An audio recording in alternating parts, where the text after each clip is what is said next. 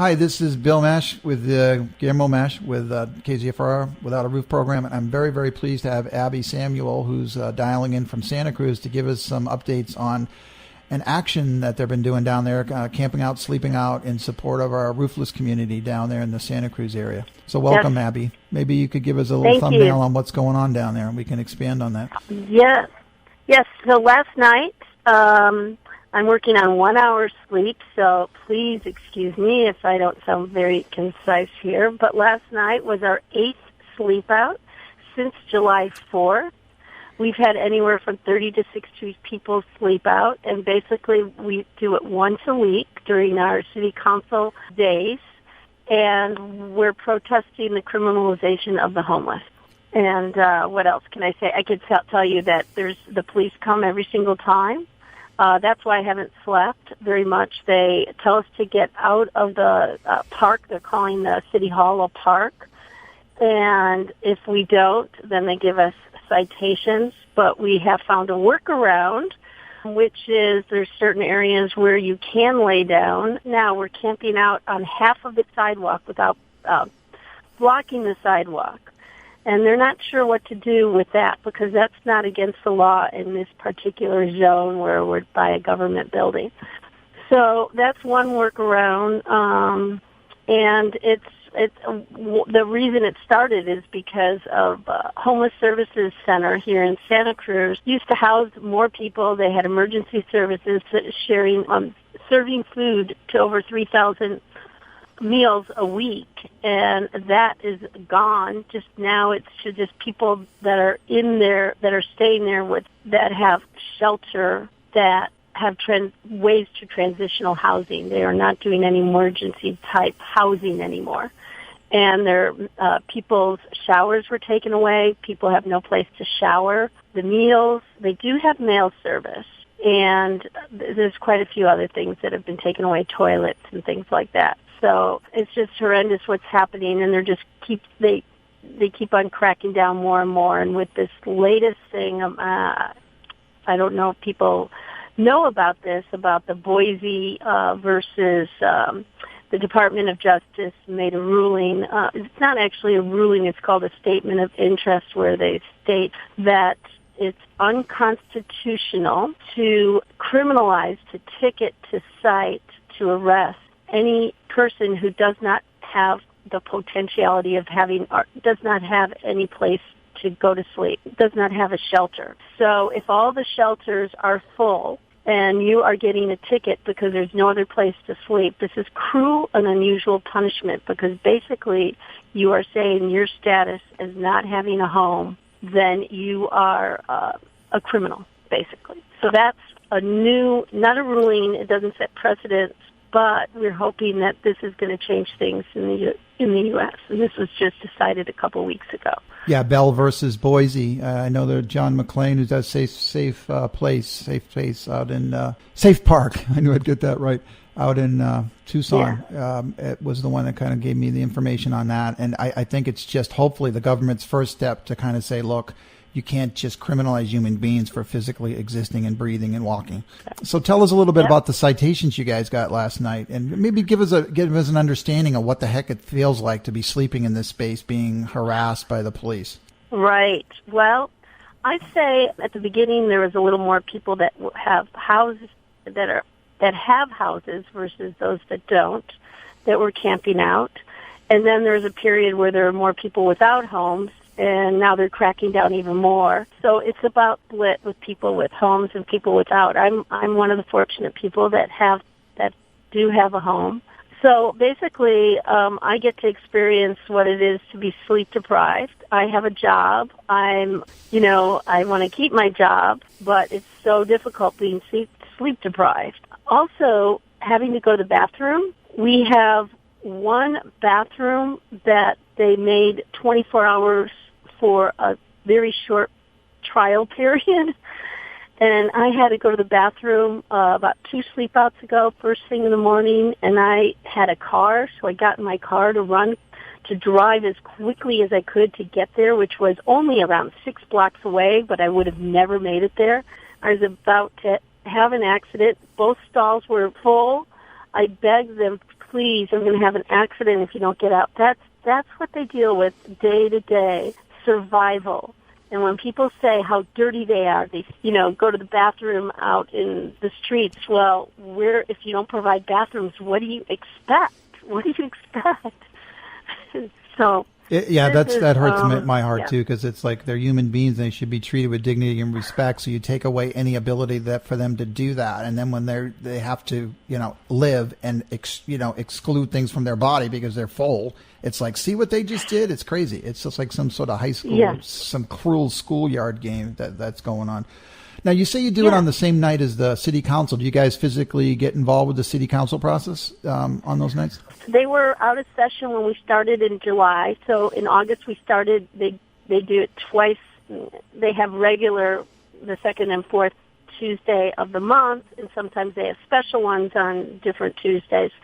So we started it on Tuesdays in August. And our first one, when the city council was in session, we got up there and did a chain of about 8 of, we call ourselves the Freedom Sleepers, which I'll explain in a second. We did a chain where we read the pertinent points of the Boise versus Bell case. And so we just read it to the city council. And the last time a couple people would get up there and speak, they know who we are. We call the Freedom Sleepers. And the reason we came up with that is because one of our members who co-founded it with us, his name is Rabbi Phil Posner. He was a freedom rider in the 60s. He spent 39 days in penitentiary fighting for the rights, civil rights for the black. So this is our fighting for the rights of the homeless, for the people without homes. How long have you been involved in this effort, Abby, and how'd you get started, helping people that don't have roofs? Yeah, basically with Food Not Bombs, I'm new at activism. I've only been doing it since Occupy, and Occupy just really was so inspiring to me. It changed my life, and it feels like this is my long life passion, and I wanted to do something that felt, at the end of the day, even if you did a protest or a march and you feel like, oh, well, I don't know if that made an impact or that did anything. With Food Not Bombs, you actually get to feel some sense of completion that some people got to eat. So that's what I love about Food Not Bombs. So I've been doing that for about 2 years, and Keith McHenry lives part-time here. He's my partner, co-founder of Food Not Bombs, and he lives part-time here. I was doing it before we actually got together, and he actually got 2 citations last night. Oh, you asked me about the different citations. Sorry, this is no sleep. Mm-hmm. He received the first citation being in a park after hours, which is our city hall. We don't understand why it's called a park. We should be able to protest there. So they almost arrested him, and then the second ticket he got was, they gave him a stay-away order.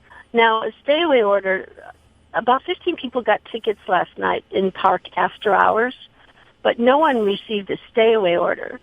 They picked Keith out because he was doing all the food for Food Not Bombs and giving out, dinner all hours, like 7 hours straight food for anyone who wanted it. So the stay-away order is something new this year. It's an ordinance which something says where Parks and Recreation or our alarm company, they can just tell you, or the police can just say, you are not allowed in this park for 24 hours. And if you come back, we will cite you again, and you can't go back in this park for a month. And then it gets bigger and bigger. For 6 months, you have to stay away for a year every time you break it. And to me, it's totally unconstitutional because there's no due process. You don't go to a judge. They just decided a whim, and they picked him out of all the people. So he got a stay-away order. He got a in-park after hours. And then he decided, well, I'll sleep, instead of sleeping on the sidewalk, I'm just going to sleep in the street because they blocked. Oh, last night they decided to put emergency lights. So now they have emergency lights shining all over the park with that really loud sound of the generator going on all night with the light. And so they blocked off part of the streets by putting the meters, the cover on the meters, so we couldn't park our cars there, which was actually great because then people can see us more as they drive by. So Keith said, well, since you can't park here, I'm going to sleep here. So he slept there, and they had 5 police cars come and give him a ticket, and that was around 5 in the morning. So that's why I haven't slept. It's just constant harassment. So it seems like they singled out Keith because of his background. They know he was one of the people that are, quote unquote, helping to organize it. Yeah, he's a main organizer, especially with the food. But he only lives here part time, like I said, and so when he leaves in a couple of weeks to go back to Taos, New Mexico to do Food Not Bombs Free School, then basically there won't be as long of a dinner. It'll just be snacks at night for people. But, you know, he loves cooking, so a lot of people come just for the food. Oh, it's a big deal. Hungry, angry, lonely, tired. You know, it's a very big deal. So have you presented the city establishment with any set of demands? I mean, how's this going to play out? How long are you guys going to be camping there every week, and what are you asking of the city? Well, that's a real interesting question because basically what Freedom Sleeper is about stop criminalizing the homeless. But we are not have a specific demand. There's people in our group that have specific demands that are from different groups. So, for instance, one wants to have a park designated, and then we can move from park to park every day, every 24 hours. That's one top proposition. For me, I want the sleeping ban, camping ban removed because it's unconstitutional, and that's what I want. But people are telling me it's unrealistic because we have right now really right-wing city council, unfortunately. We only have 2 people in there that would fight for the homeless people here out of 7. And so right now we have this vigilante group that really has a strong following here that are getting really strong right-wing people into the city council, and it's killing us. So I had posted something yesterday about, you know, what I'm seeing in my area of sphere of influence in Butte County and up in Northern California. But I really feel as if we need to be in public space more, and I really commend yourself and others for doing that. I think we need to start pushing the legal system because it doesn't seem there's many areas where you've got the legislative will and the police officer will and the business will to actually ever deal with this problem. I hate, you know, but what would you say to that? You guys got any lawsuits in mind or anything that's pending? Or Yeah. We need to find a lawyer. This is what we need. We have, right now, I have an attorney for a different case that I can't go into, and I made a deal with him last week. Not made a deal with him, but I asked him to help me on this little infraction ticket for in-park after hours, and he's going to check on the constitutionality of it. But we need a real strong lawyer. If we're just so busy trying to do this, it's hard to try to find someone that can help us. I know there's an attorney in L.A. that just won a really big case. I forgot her name. Keith knows her. He won a case for Food Not Bombs years ago, but she won $1.1 million in L.A., I believe, for possessions being taken away. I think that's what it was. It's $1.1 million, like general police harassment of homeless people for existing, exactly what you're trying to make sure doesn't happen in Santa Cruz. Yes. Mm-hmm. So we want to contact her. We haven't had time, and we really need to get a lawyer involved to figure out what to do next. But yes, that's what we've got to do. Yeah, I know. I tell people, you know, anytime that someone tells you being homeless is a choice, ask them why only poor people make that choice. But the flip side of the corollary to that is many people that are involved trying to help the homeless are not people of substantial means. In other words, if homeless people had the financial backing of, say, a typical financial backing of like the NRA or some of these major groups, we'd be talking about a whole different set of issues. But it's really, you know, when you get into the grassroots level or really trying to help people, Abbi, I know I'm speaking of what's going on for you and me here. It's just like, man, you're just trying to, you know, keep your head above water to help the people that really need your help because there's hundreds of them everywhere, you know. What could you say to that? One of the things we're doing, I'm starting to feel like we're almost like a union for the homeless. Like we're giving out cards. It's called I Am a Freedom Sleeper. And on the back of it, it tells you what the 8th Amendment is, and that it's a human right to be able to sleep. I can't remember the exact words, but basically it says that. Here, I'm getting the card out right now. There you go, It's live really on cool. KZFR. Abby's got the card. That's a wonderful thing, by the way. There's that really helps people in many, many ways. Yeah, it has all our information on the front. It says, I'm a freedom sleeper supporting the right to sleep. And then it has all of our contact information and an 800 number that goes directly to Keith. And for those people that can't afford to make a phone call and they're near a payphone, I didn't know payphones still exist, but they do. And in the back it says, punishing a conduct that is universal and unavoidable consequence of being human violates the Eighth Amendment. Sleeping is a life-sustaining activity, and it must occur at some time and some place. If a person literally has nowhere else to go, then enforcement of the anti-camping ordinance against that person criminalizes her for being homeless. That was taken out of the Boise versus Bell. And then it explains, it says what the Eighth Amendment is. And that's what we give to all the people, all the homeless people around here, and they can feel a little more powerful. Some of them are signing their tickets, and they write down they're breaking the Eighth Amendment. Plus, it also lets them know there's somebody behind them, and that is so, you know what I mean? They know the Freedom Sleepers are there. They know that Keith's there. They see you guys in space. That has so much power and so much help for people that are down and out. It can't be emphasized on a radio program. You have to be out there and physically see this. It's amazing. And they're getting really scared. I mean, to put those emergency lights out there, we were told I don't know if First Alarm is California National or just a local company, but it's our security alarm company that stands there. And they were actually great last night. They felt almost supporting us, and they were telling us. And one of them told me that, hey, they're looking for anything to do wrong. Like if you smoke a cigarette, then they'll give you a stay away. They're just looking for anything to really just discredit us. And they've done so many things to try to discredit us, including saying that we leave trash. We bring the trash home with us. We do not leave anything. We clean everything up. And yet, in the paper today, there was the mayor said that we were great at representing our homeless issues because he's a little more progressive than the rest of the city council. They're the ones that are showing the problems with our homeless problem here, but as you can see, they're also showing how trash is left behind, and it's unfortunate because that's a lie. So this morning, what we did is we had I called Keith and I said, Keith, because I had to go to work, why don't you walk into the city council and have them walk around the perimeters and show them there's no trash so they can't lie next time. There you go. So maybe a good way to end this wonderful conversation. I thank you again on 1 hour sleep, Aaron.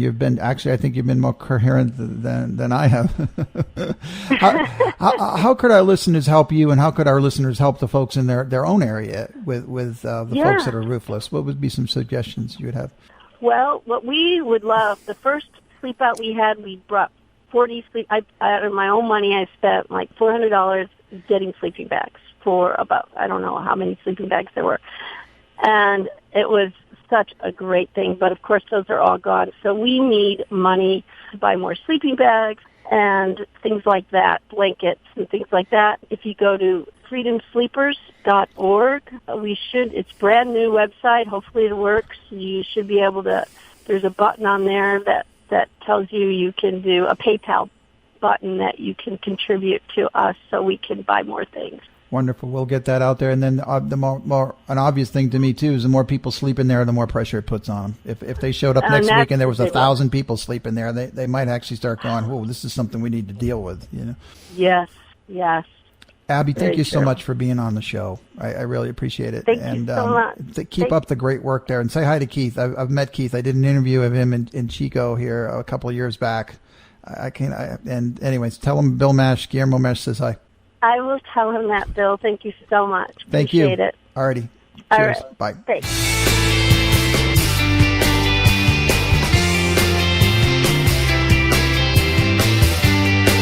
This is Keith McHenry, man. He did a wonderful thing out here for Food No Bonds. He's going to give us like 60 seconds on how me, can change Chico. Oh, we need to get out on the streets and talk to everybody. Join the local Food Not Bombs chapter. Try to bring more people out to the meals, and just build more of a spirit here to make like a post-capitalist Chico. That's what we need. And don't be afraid. Just get out on the streets, put up flyers all over town, talk to people, organize events, hand out more food, take over abandoned buildings and houses to house the homeless, and just show that that we can't be cowed by the corporations and the state. That it's up to us to change the world. The people that like the way the system is now are not going to help us.